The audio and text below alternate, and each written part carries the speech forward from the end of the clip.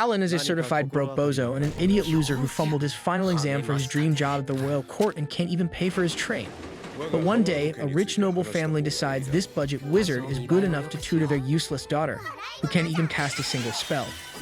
While traveling north by train, Alan writes to his girlfriend Lydia, announcing his exile after flunking the royal mage exam like a chump. He remembers how shocked his professor was, especially since Alan had no clue why he failed, probably because he didn't kiss the exam's magical ass hard enough. With no money to return home, Alan was about to enter his sad boy arc. The professor praised his selflessness for supporting his family, but urged him to think of his own future too. He then offered Alan a temporary, well-paid tutoring job. His old friend, Duke Howard, needed someone to teach his daughter, Tina, until spring. Surprised but grateful, Alan accepted. The professor made the arrangements, calling Alan the brightest student he'd ever had. Alan, recalling his last tutoring gift for a noble girl, worried this might be similar. The professor handed him a first-class train ticket, and Alan immediately smelled side quest energy. Snapping back to the present, Alan finishes his letter as the train pulls into a freezing northern city, where he begins his search for Duke Howard's mansion. Graham, Duke Howard's head butler, welcomes Alan alongside Ellie, a maid in training. After introductions, they head to the carriage. Graham jokingly suggests Ellie sit on Alan's lap due to limited space, flustering her. Alan declines, but Ellie insists she's fine with it and they board. Alan notices the ribbon on Ellie's head and thick snowfall outside. Graham explains they'll be indoors for days due to the cold. Seeing Ellie shiver, Alan lends her his scarf and casts a warming spell, impressing her. At the mansion, Ellie struggles to get out of the carriage, so Alan carries her, further embarrassing her.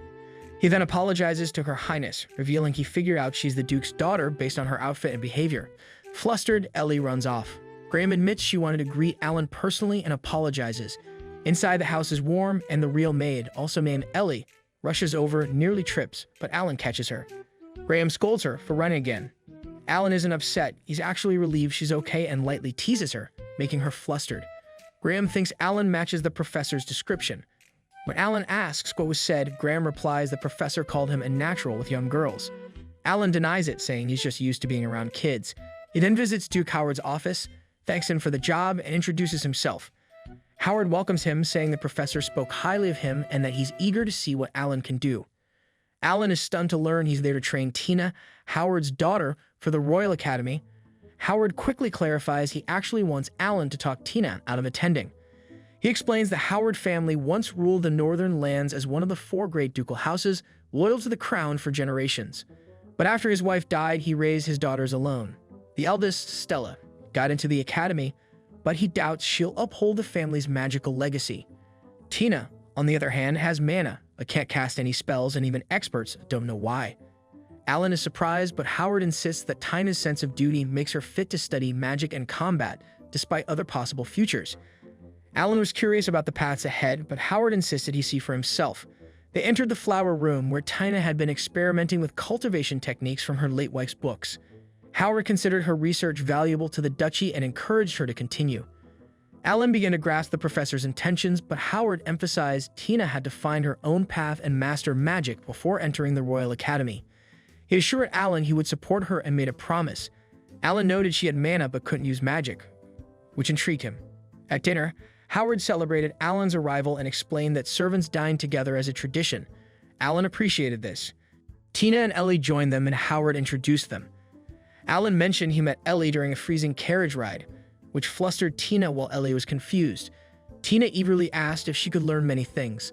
Later, Howard requested Alan watch over Ellie, revealing she was Groan's granddaughter and a descendant of the Walker family, longtime retainers of the Howards. Graham approved. Alan suspected they wanted Ellie in the Royal Academy too, but she admitted she lacked magic talent and feared being a burden. When asked what she wanted, she simply said she'd do whatever was expected of her. Alan asked again, "Do you want to join the Royal Academy?" Ellie answered that of course she did. She wanted to stay by Tina's side as her personal maid. Alan was excited to teach her. Soon a black cat named Anko showed up, said to belong to the professor who'd recommended him, which impressed them. The next day, Alan visited Tina's room, but she told him to drop the formalities and just call her Tina. She also asked him to always be honest, even if it hurt. Alan agreed and warned he wouldn't sugarcoat things. Before their lessons, he gave her a written test and explained the entrance exam had 3 parts: written, interview, and magic. Though magic was key, he needed to check her academic level first.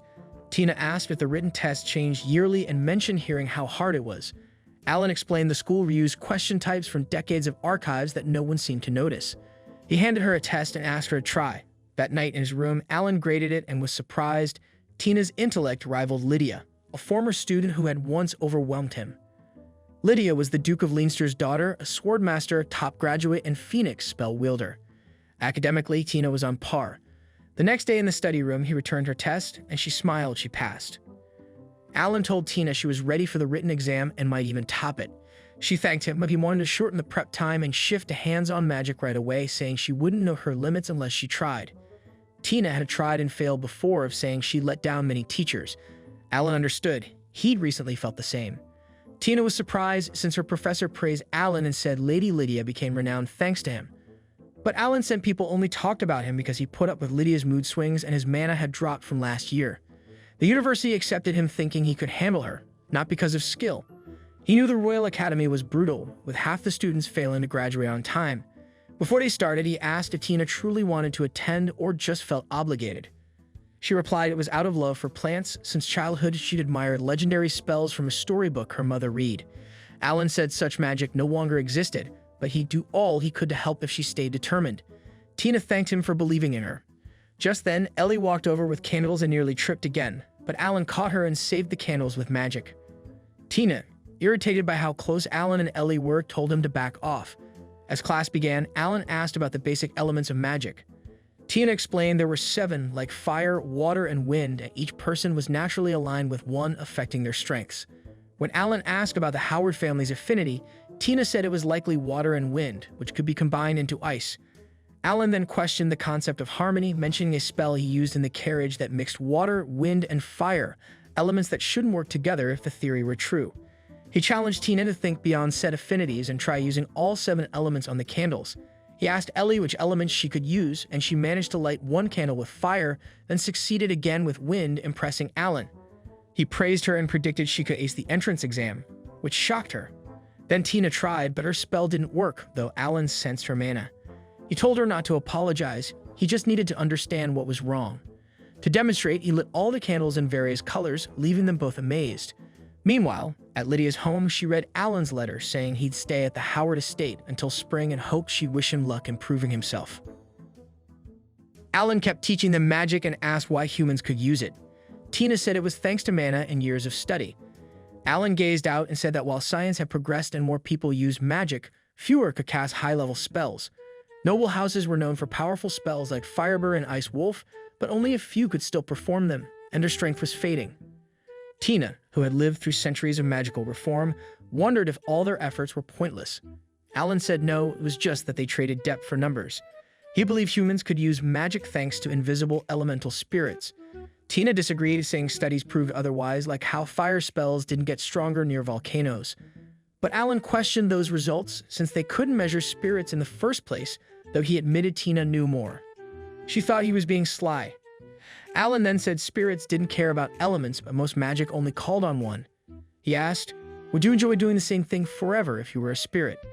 They said no, so he tried rewriting spells to leave space for change and told them to try too. When he asked Ellie to combine fire and wind, she failed at first and felt useless. But Alan encouraged her to relax and try again. And she finally pulled it off, feeling proud even if it was a small step. Then it was Tina's turn. She tried casting a spell but failed twice, leaving her discouraged. That night, Alan went to the library and was stunned by the massive collection. While he searched for something that might help Tina, she arrived with her maid, who warned her not to stay too long. Tina picked out a book, and her maid commented she resembled her mother, who also loved books, but unlike her, Tina couldn't use magic. The maid brought up Tina's new teacher, noting his darker aura, but recalled Tina defending his kindness in the carriage. Alan overheard everything. After Tina left, the maid noticed him and introduced herself as Shelley, the head maid.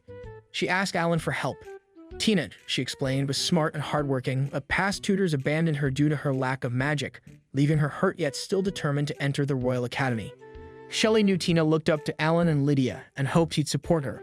Alan assured her he would. The next day, Tina got upset, thinking Alan and Ellie went out together, but he clarified he'd just been picking vegetables with Ellie. Ellie, nervous about Tina's reaction, asked how she would hang out with Alan alone. She then admitted she liked Alan a lot, which surprised but pleased Tina. Ellie said she loved him after her grandparents and herself, which made Alan laugh. He joked they acted like sisters, though yes, Tina was the older one, boosting her ego. In truth, Ellie was a year older, but Tina never admitted she acted like it, frustrating Ellie, who threatened not to let her share the bed during storms. Alan laughed again and both girls scolded him. During training, Alan held Ellie's hand to help her feel her mana. She felt warmth and energy, and he told her it was dark mana. She failed to cast a spell, but Alan reassured her it was normal. Tina also couldn't use magic, and Alan encouraged her to try another approach. He then summoned a cat, impressing them both. When they both wanted to touch it, Alan summoned another so they'd each have one, making them happy. Later that day, Graham gave Alan a letter. Thinking it was from Lydia, he opened it and found an angry message asking why he went to Howard. She told him he should have asked her for help if he needed a job. She'd met Tina a few times, understood the situation, and though she thought success was unlikely, she still believed he might pull through. Lydia warned him not to rely on past experiences and scolded him for hiding something about the Royal Mage test. She said she'd be at the Royal Academy exam, and if he ran, she'd hunt him down and destroy him. Then she asked him to send her weekly letters. After Alan finished reading, they went to the training room. Tina asked what Lydia wanted, and Alan said she was mad he hadn't written. Ellie saw Lydia's care as meaningful, while Tina believed Lydia just missed him. Alan didn't think it was that sweet. Training resumed, Ellie managed to use magic, but Tina failed again. Then Alan saw an ice plane fly upward, which shocked him. He returned to the library, convinced Tina's spells were close to working. If modern books failed, he checked the old ones. While searching, he noticed a strange symbol, then left and someone was waiting. They went to her room, she gave him a drink, and he called her Miss Ellie, which annoyed her. She told him to drop the formalities and asked if it was just a training thing. When she realized he was lying, she made him say her name again and relaxed once he did. She told Alan to always call her that, though he thought letting a strange man into her room at night was risky. She didn't mind. She mentioned her grandparents recently called, expressed their love, and hugged her tight, which shocked her. They'd apparently been talking about her. Alan gently reminded her of the talent he and Shelley had once discussed, though he struggled to make proper use of it himself. He encouraged her to tell her family how much they meant to her, since their support was her greatest strength. Shifting back, Alan told Ellie his own family had been there for him. Ellie then shared that her father died when she was young and she came to live with the Howards. She remembered arriving, snow falling, and a girl chasing after her. Tina, who had recently lost her mother, was also dealing with fear. Both girls were alike, but Tina, the Walker Harris, felt her efforts fell flat. She had been overtaken by Ellie at the academy and feared she'd be left behind. Trying to forge her own way, she asked Mr. Howard to let her join the Royal Academy. Alan saw her request as bold and admired her potential. He told her to believe in herself, which lifted her spirits. The next day, Ellie displayed impressive magic, which discouraged Tina. Alan then asked about Ellie's control over the other elements, but she admitted she feared lightning and light. Still, with Anko's help in the dark, she felt she might master them soon. Alan asked Tina to try casting a spell, but she failed completely. Confused, she wondered why, but Alan assured them they'd just try another formula. He later told Howard that Tina's mana reserves were massive, though he couldn't promise she passed the exam. Howard thought about discouraging her, but Alan insisted it would be wrong if she truly wanted to join, noting her academic strength could still get her in. Howard understood but feared she faced scorn at the academy as a noble without magic. He didn't want her to suffer like he had. He asked Alan to act if things didn't improve. Though reluctant, Alan agreed. Back in training, Tina kept failing. Alan offered to help and encouraged her to keep trying. That night, he stayed up analyzing her formula but found no issues. The next morning, Tina woke to find him sleeping near her with a book. When she asked if he'd read it for her, he denied it, but she saw through the lie. He'd skipped breakfast and read late into the night to support her. She asked how many spells he practiced with her and how often he helped her train. Alan told her not to worry, he loved studying magic. Realizing he wasn't angry, Tina apologized, feeling crushed by her failures. In tears, she confessed she loved and admired him, and Ellie too, and how his praise made her reflect on her own guilt. In that moment, her power suddenly erupted with freezing energy, nearly injuring Alan. Ellie rushed in, but he told her not to interfere. Alan told Ellie to fetch Mr. Graham and tried to stop the ice storm with magic, but failed, choked by the pressure. Reluctantly, he called out to Tina, asking if she could hear him. Tina, trapped behind the ice, listened to his voice in confusion. Alan warned that his power was surging wildly and would soon kill him.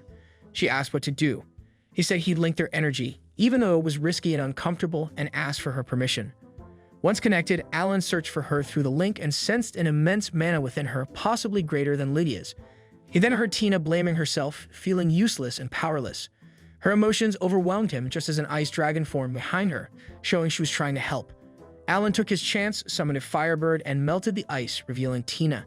He ran to her and hugged her, relieved. As the dragon faded, it said Alan had met the final key, leaving him confused. He asked Tina if she heard anything, but she only mentioned feeling odd from their link. Realizing they were still connected, Alan ended the bond and was about to go to Ellie, but Tina asked him to stay and hold her, saying he was her only teacher. Alan stayed. Ellie soon arrived with Graham to check on Alan and Tina. She was glad for Tina, while Alan recalled Leah's warning not to repeat this with anyone else and thought he needed a good excuse. He nearly fainted, but Graham caught him. In Alan's room, he and Tina were concerned. Ellie left to get tea. Tina asked if his condition was tied to their bond. Alan said not to worry, but admitted bonding made him share thoughts and feelings. Tina got upset, saying she heard him call her Princess Poison again and wanted an answer. Alan tried shifting focus, explaining he could influence the mana of those he bonded with and that reconnecting later was easy. When Tina asked if he'd done it before, he said yes, with his sister Karen and with Lydia when he had no other choice. He warned it was risky, since it let him use someone else's energy, and asked her to keep it secret, even from Ellie. Later, as night came, they moved to a new magic training area. Alan, impressed, asked Tina to test her power there. Tina lit the candles, releasing a surge of power that left everyone stunned. Alan suspected the dragon inside her no longer interfered and that their magical bond may have shifted some control to her. He praised her and said it was time to learn how to manage that strength. Overwhelmed, Tina hugged him in tears, grateful she could finally use magic. Alan reassured her and called her amazing. Ellie also cried with joy and thanked Tina. Alan believed a bit more training would let Tina fully master her magic, and then they'd both be ready for the Royal Academy. He planned to tell Walter, but Graham reminded him Walter was still away. Alan missed sharing the news and wrote a letter to the professor. Later, the professor received it, just as one of Alan's friends visited. Joking about Alan's frequent debt letters, they read it together. They reported Tina's breakthrough and urgently requested military-grade ice-resistant scrolls before she froze herself. Alan's friend laughed, but the professor knew fulfilling the request wouldn't be easy. Who would have thought Alan would manage to show off the little princess's power? It was just like him. Back in his room, he kept flipping through books with no luck until one showed a familiar symbol, making him think back. In training, Alan asked Ellie to light candles with dark magic. She failed at first, but he encouraged her to focus and recall how she felt touching Anko. That helped her succeed, which lifted Alan's spirits. He then had Tina try. She produced a huge burst of magic, and he told her to mentally control it. Since Ellie was progressing well, Alan suggested they move to combat training, which made Tina jealous. Ellie appreciated Alan's kindness, but Tina demanded the same. Alan argued magic training didn't allow for softness and scolded Tina for nearly destroying the ceiling. Tina fired back, saying his lack of attention was the problem. That reminded Alan of someone, Lydia, who hadn't written in a while. Lost in thought, Tina snapped him out of it, and both girls pushed him to share what was on his mind. Alan remembered Graham once saying he was good with young women, which he quickly denied. Then Ellie began firing magic at Graham, who dodged flawlessly. Alan was surprised by Graham's precision, and Tina explained that the walkers trained daily to improve their service. Graham then attacked, but Ellie blocked every move, making Alan proud. He told Tina it was her turn. She lit the candles and nearly controlled her power, though the task unnerved her. Later in Graham's room, he praised Tina's growth and thanked Alan, but Alan credited their efforts. When Alan asked about Walter, Graham said he was busy, but Alan suspected he was avoiding them. Alan asked how Walter felt about Tina learning magic, and Graham answered all he could. Alan then brought up books with matching marks and asked Graham who owned them, but he didn't know. Back in his room, Alan read the marked books, thinking Tina's power might be linked. He recalled the dragon's words about a key and wondered if Tina was the one, not him. Then Tina and Ellie came in. Tina claimed Ellie couldn't sleep, but Ellie exposed the truth. It was Tina who was scared of her book. Alan told them to head to bed so their training wouldn't suffer, but they refused and stayed in his room. He offered them warm drinks, which made them admire him even more. Asking for silence to continue his research, Alan soon realized all books with the same symbol shared a link. Turning around, he saw Tina and Ellie asleep, which deepened his resolve to help them enter the Royal Academy. Later in the training hall, Graham informed Alan that Walter wanted to speak. Alan quickly agreed and told the girls to rest. At Walter's office, Walter revealed Tina wouldn't be allowed to take the entrance exam.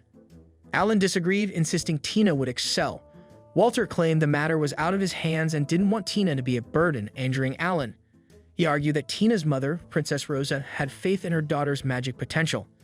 Alan showed him books on ice magic, all bearing Rosa's mark as proof. Shocked, Walter reconsidered. Alan apologized for being blunt, but Walter told him to stand tall, touched by his kindness. Though hesitant, Walter agreed on one condition. Back in the hall, Alan told the girls that passing the final test would earn them a shot at the academy. Tina asked what the test was. Alan explained Walter would appoint a strong mage to fight in his place. The girls were scared, but Alan reassured them, saying he believed in them and was proud, leaving them flustered but deeply thankful. The episode opens with Alan training the girls, focusing especially on the maid, who displayed remarkable strength. They surrounded him and set a trap, but he avoided it effortlessly. Until Tina cleverly froze his foot. Alan acknowledged their progress and was pleased, though he reminded them it wouldn't be that easy to defeat him. He activated his fog magic, blinding their vision, then outsmarted and beat them in that round. He praised their skills and expressed genuine pride, but emphasized they still had much to learn. For their final challenge, they would face a mage selected personally by the elite, someone who might unleash advanced magic. Alan urged them to give it their all, especially Tina, who needed to keep refining her control. With limited time before the exam, he promised to teach them everything they needed. He then dismissed them for the day. Later, the girls relaxed in a hot bath, chatting about Alan, his strength, his dedication, and how they'd one day join the Royal Academy with the power he helped them gain. Suddenly, Ellie became lightheaded. Alan swiftly treated her and warned her not to linger too long in the bath, joking that a spirit or demon might take advantage, something he used to tell his sister Karen, who always fussed over her hair. Karen, now a student at the academy, would be their senior. Back in training, Ellie launched herself at Alan using her powers, but he blocked her effortlessly. Tina unleashed a fierce ice spell, launching a rapid volley like a 20mm multi-shot weapon. He struggled to avoid the unpredictable blasts, then activated his intensify ability and threw a flashbang, but the barrage didn't stop. Their deal was clear. If even one shot landed, they'd win. In the end, Tina landed a hit and he acknowledged their victory. Though they were eager to keep going, he stopped them, praising their effort and reminding them the final test was tomorrow. They needed rest. The scene shifted to Alan alone in the library, flipping through a book, seemingly searching for something. His mind drifted to the bird's cryptic words from earlier as he climbed the tower. The meaning still eluded him, and he pondered it when he sensed someone behind him. Turning, he saw Tina. She had come because she couldn't sleep, hoping a visit to her plants would cheer her up. Spotting the light from the library, she guessed Alan was there and decided to visit. She then asked if failing tomorrow would mean she couldn't go to the royal capital. Alan reassured her, saying he truly believed she and Ellie would succeed. Tina went on to share a childhood memory, how she used to beg her mother to read her a picture book, captivated by the powerful spells cast by legendary heroes. Alan recalled the images from the book: an elemental lion wreathed in flames, a small bird of storms, and the glacial crane, a creature said to resemble a now-extinct bird with the power to freeze all it touched.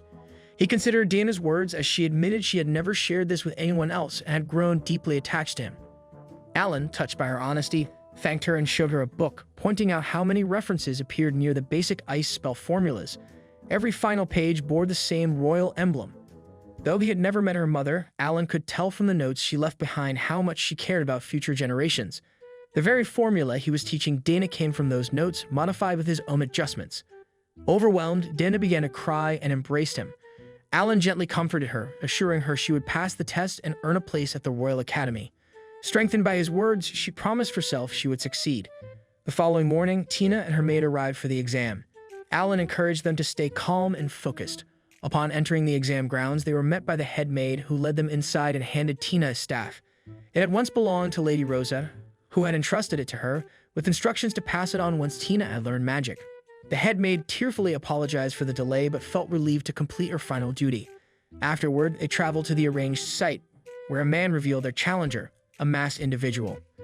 Alan quietly wondered if this man was Tina's father, unsettled by the magic concealing his identity. The figure announced that to earn entrance to the academy, they had to defeat him with their full power, assuring them his barrier could handle it. The battle began swiftly, with Ellie and Tina launching synchronized elemental attacks, impressing the man with their precision. Tina unleashed a flurry of spells, but he remained unharmed and struck back. Ellie protected her, and together they countered, pushing him back. He responded with twin ice pillars, but instead of reacting recklessly, they remembered their training and merged their magic to defend. Alan watched with pride, noting Tina using techniques beyond what he had taught, a clear sign they were ready for the Royal Academy. Tina demanded his surrender, and though surprised by their progress, the man admitted he hadn't expected them to advance this far. Ellie insisted he yield without condition, but he refused, replying he'd only answer with full force before casting a powerful spell. As the girls formed a barrier, Alan warned spectators to retreat and asked Ellie's grandfather to act as referee, trusting his judgment. The man mocked them for not striking earlier, blaming their teacher, and used a spell Tina thought only her father knew. The girls hesitated until Ellie reminded them they were Alan's students and wouldn't give up. Reinvigorated, Tina stood firm. Then the enemy summoned the snowstorm wolf, a signature spell Alan recognized from the Howard ducal house. He ordered high-grade barriers and a backup shield sent to the professor, but as he rushed forward, the girls stopped him, asking for his faith. Ellie, recalling Alan's belief in her dual magic potential, finally achieved it with Tina's support. A powerful aura radiates from them as Tina attacks the wolf, but their opponent remains unimpressed. He melts the ice, trapping the beast, releasing it again, and warns that if they wish to fight back, they must cast a spell on it themselves. The wolf lunges, knocking the girls down, though they remain unhurt. Alan urges Tina to remember the snowstorm wolf formula she once saw. Although she never practiced it, he insists she try. But nervous, Tina is encouraged by his confidence in her. He asks Ellie to assist, and together, the girls channel a powerful spell at their foe. The wolf attempts to charge them, but fails repeatedly. They then release a surge of mana that destroys the wolf and shatters their opponent's mask. Victorious, they pass the test and earn the right to travel to the royal capital, with Alan joining them. He informs Lydia of the outcome, while Ellie bids farewell to her grandparents and Tina to her father. He praises their final exam, saying Tina reminded him of her mother Rosa and admits he was afraid of losing her. Tina embraces him and asks him to care for the plants while she's gone. Before they depart, her father entrusts Alan with their safety. Alan promises to protect them, and the train sets off toward the capital. Alan visited Lydia's home and was attacked from behind, but he blocked it and criticized the sneak attack. Lydia appeared, visibly furious, sarcastically thanked him for the tip, and demanded to know if we thought he was for keeping her waiting. Alan replied he wasn't late, though they hadn't met in a while, but admitted he should have arrived first. He reminded her that her magic didn't work on him and that he could dispel it with ease. Lydia warned him to stop talking or she'd cut him down. After she sat, Alan apologized. She asked what for, and he listed not telling her about the teaching job, not visiting sooner, and hiding why he failed the royal exam. Moved, Lydia asked him to hug her and not disappear again. He agreed, and as she hugged him tightly, she asked for his promise and forgiveness. He joked about being her servant, but apologized once more. Lydia's maid came with tea and quietly told Alan Lydia had stressed over picking her dress.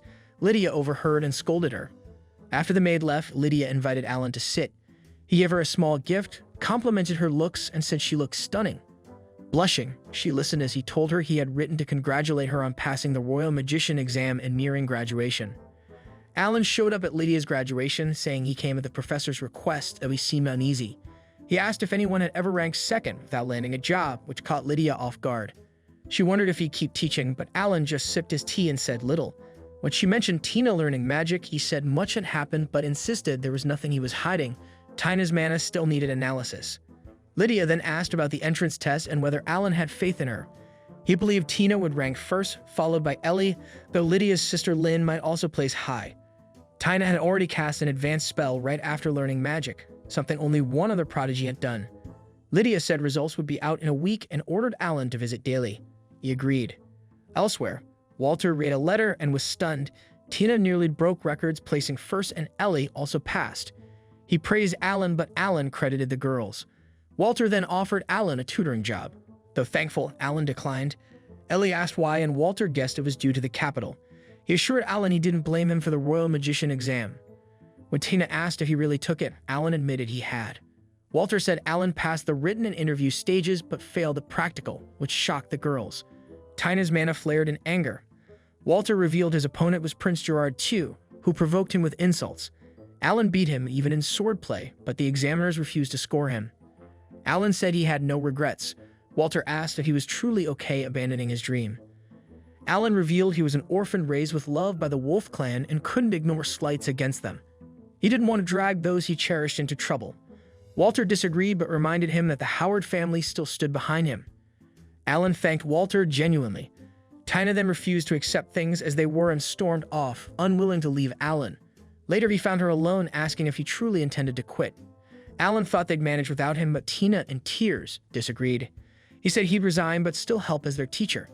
Just then, the professor arrived and told Alan he still had a job. Annoyed, Alan asked why he looked pleased. The professor said it was because Alan wouldn't have to leave and urged him to stay secretly as Tina's teacher. Alan asked if that was a threat, but the professor, wanting to keep Alan's talent, denied it. Alan suspected a setup, but the professor revealed Walter planned it and would explain. He gave Alan a rehire contract and asked Walter to include Tina. Alan was stunned. Meanwhile, Tina, seeming distracted, told Ellie she was fine, focused on her entrance speech. Her sister Stella soon arrived and Tina hugged her, having missed her over winter break.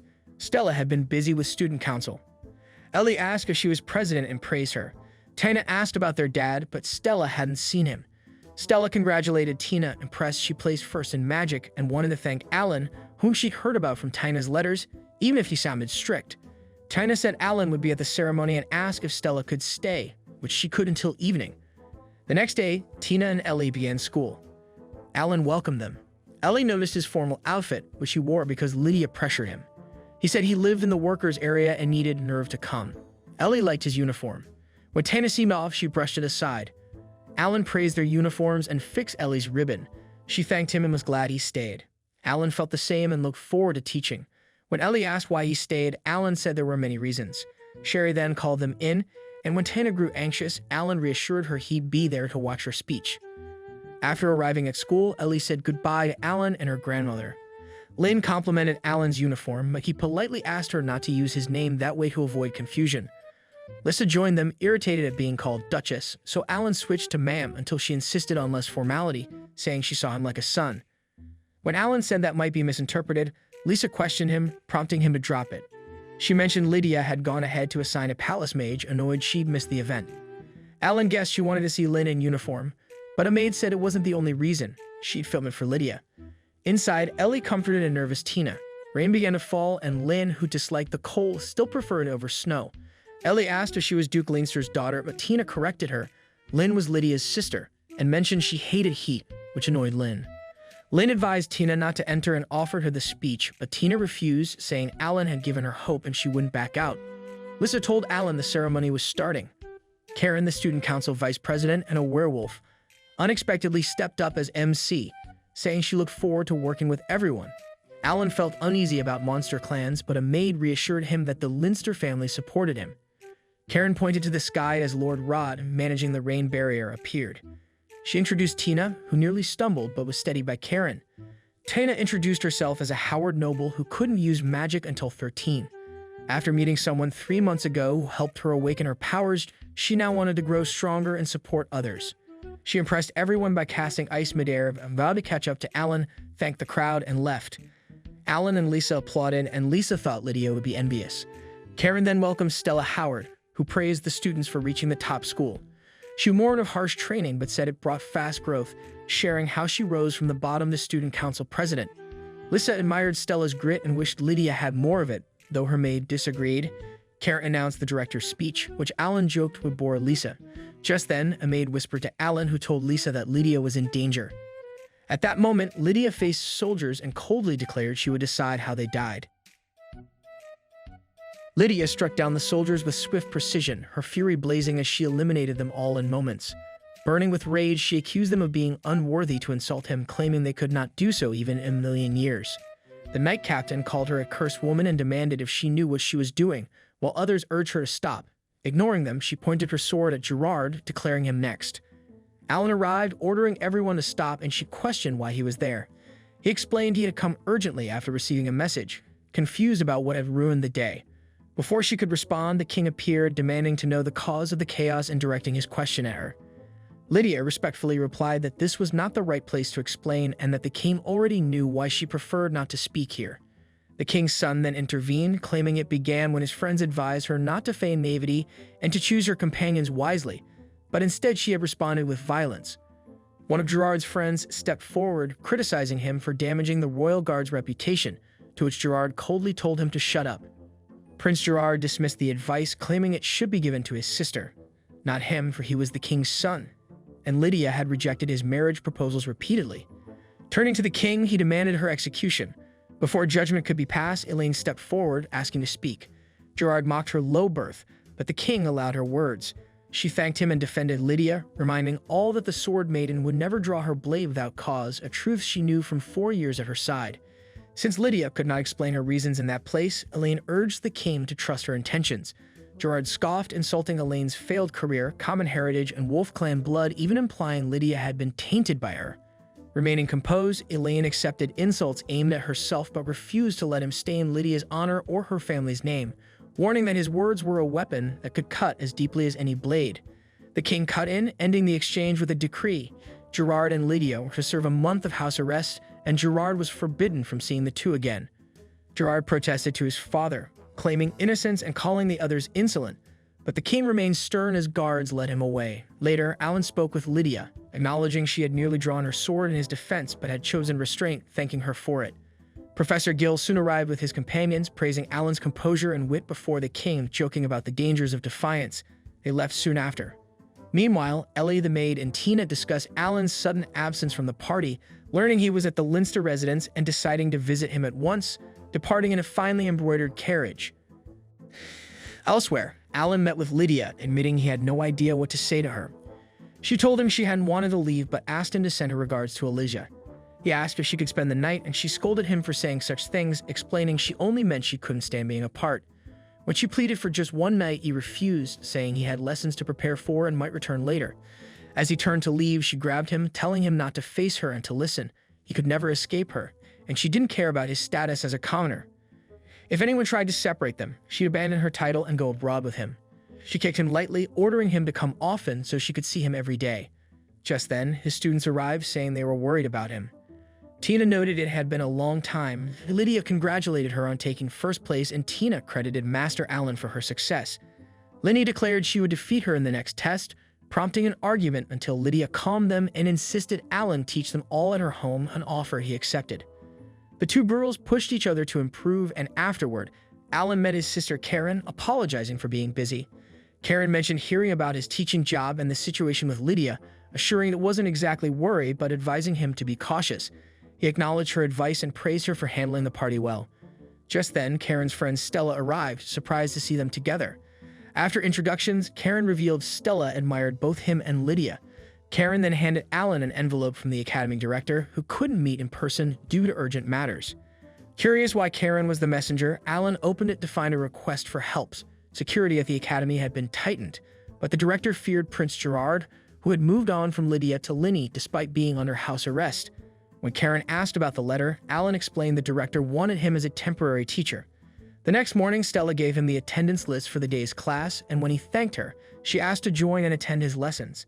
He said he knew she was busy, but Karen replied she was bound by official duties, prompting Stella to offer to guide him instead. Alan noticed her ribbon resembled Tina's, only in a different color, and she explained it was a memento from their mother, a symbol of pride as the Howard Duchess's heiress. Alan felt glad for their close bond, hoping they would grow and hone their skills together. Stella mentioned she had long corresponded with her sister, often writing that Professor Alan was quite mean. Later, the academy lesson began with Professor Alan introducing himself as their temporary teacher, a former student eager to work with them. The class, composed of top entrance exam passers, doubted what someone so young could teach, which irritated Tina. Alan announced he preferred practical magic over textbooks and began by reviewing spell tiers, asking for a volunteer.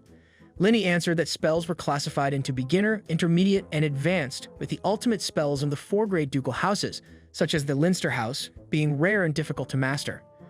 Alan confirmed Linny's answer was correct before asking if anyone could cast an advanced spell. Many claimed they could, and he chose Linny, assuring her he would raise a barrier for safety. She cast the spell, impressing him with its strength and potential danger. Tina then requested to try it, earning a scoff from Linny, who feared being outshone. Tina unleashed a sustained and powerful ice spell until Alan told her to stop, praising her and declaring her and Lenny the top students of their year, reminding them that power demands responsibility. Moving on, he introduced composite spells, demonstrating the possibilities and delighting the class, except Patricia, who challenged him to combine light and dark. He did so effortlessly, recalling Lydia had once urged him to make it for her amusement. When a boy with glasses asked about summoning creatures, Alan produced harmless magical animals for the class to touch. Ellie asked to try, summoning a beautiful cat with his help. He told them that strength comes from both body and mind, sharing how a girl once unable to perform even basic spells became the best swordswoman through hard work, determination, and will. When asked about ultimate spells, he admitted he could not use them. The class ended and Alan went to teach the girls elsewhere, catching a stumbling server by the waist just as Lydia entered and accused him of harassing her. If you're enjoying the journey of this series, please hit that like and subscribe button and turn on that notification bell so you don't miss any updates. All of your support helps me to keep bringing more high-quality recaps.